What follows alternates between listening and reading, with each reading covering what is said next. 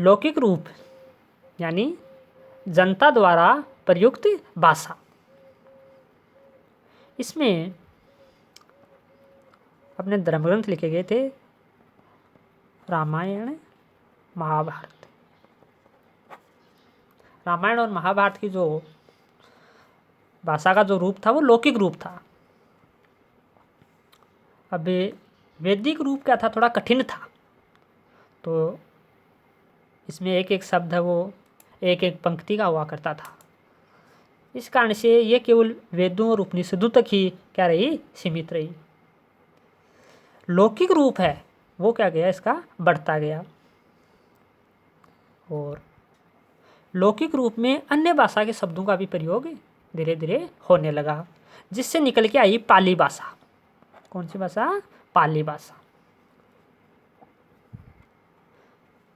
मैंने बताया था भाषा वो क्या है, परिवर्तनशील है।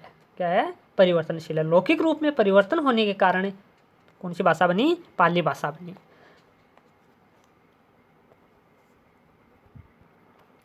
उस समय बौद्ध धर्म प्रचलित में था। कौन सा धर्म प्रचलित में था, बौद्ध धर्म।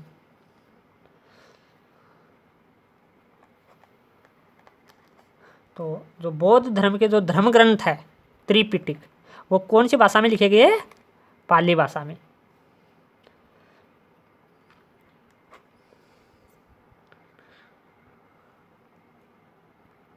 पाली भाषा में परिवर्तन होने के बाद जो नई भाषा उभरी वो उभरी प्राकृत भाषा।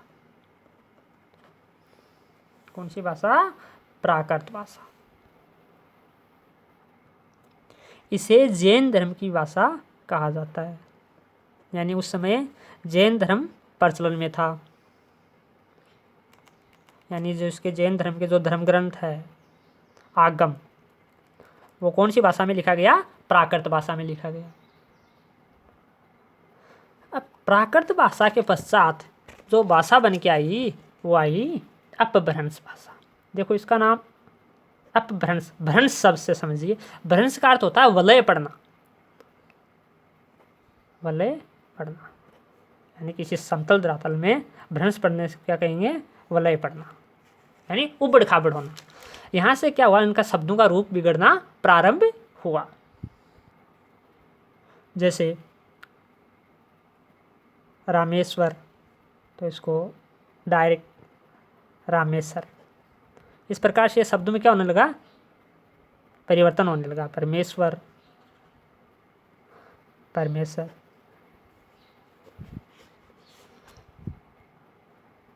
अपभ्रंश से निकली, शोर से नहीं, अपभ्रंश। और शोर से नहीं अपभ्रंश से निकली हिंदी। तो ये रहा हिंदी भाषा का उद्गम। यहाँ से अपनी हिंदी भाषा शुरू होती है। ये इसका ऐतिहासिक दृष्टिकोण। अब हम बात करेंगे भौगोलिक दृष्टिकोण से।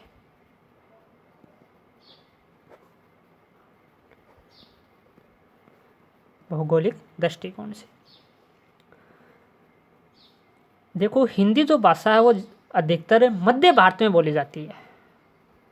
कहाँ बोली जाती है, मध्य भारत में, जिसमें आपका राजस्थान, यूपी, एमपी, हिमाचल प्रदेश, उत्तर प्रदेश, मध्य प्रदेश, झारखंड,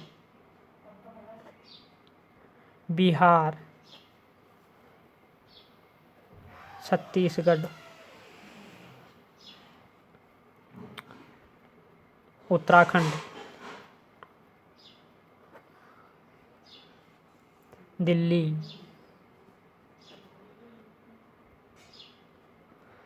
आदि केंद्र शासित प्रदेश और राज्य आते हैं। अर्थात मध्य भारत में इसका विस्तार अधिक है।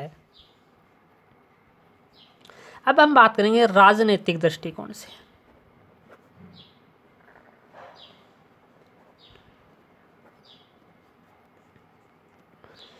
या संवैधानिक दृष्टिकोण से, यानी संविधान में जो उल्लेखित है उसके आधार पर।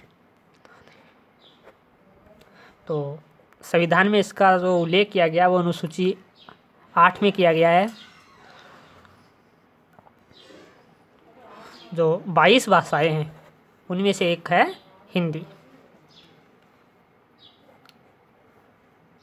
इसको राजभाषा का दर्जा प्राप्त है भाग 17 में अनुच्छेद 343 से 351 तक इसका वर्णन किया गया है।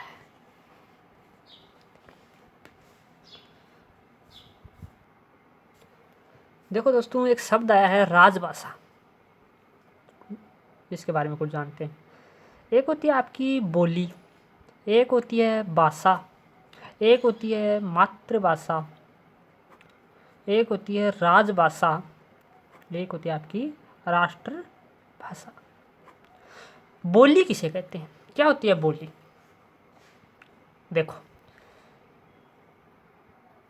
देखो बोली व भाषा दोनों में एक छोटा सा अंतर है।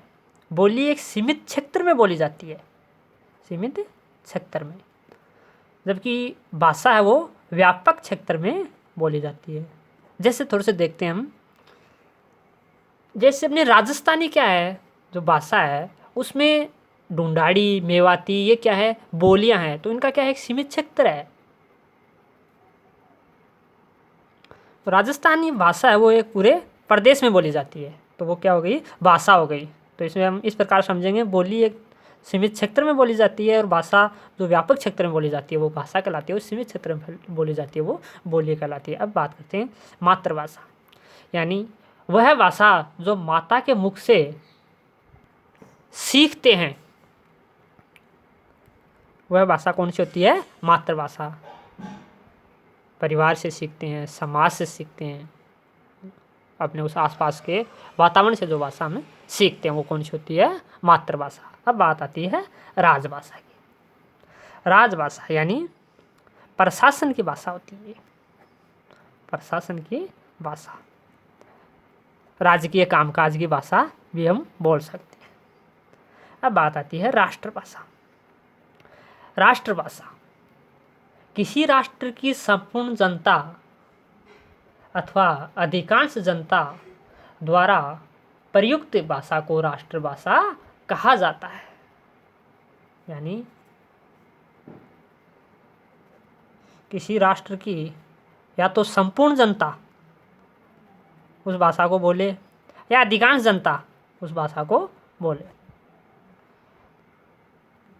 उसको हम क्या कहते हैं, राष्ट्रभाषा कहते हैं।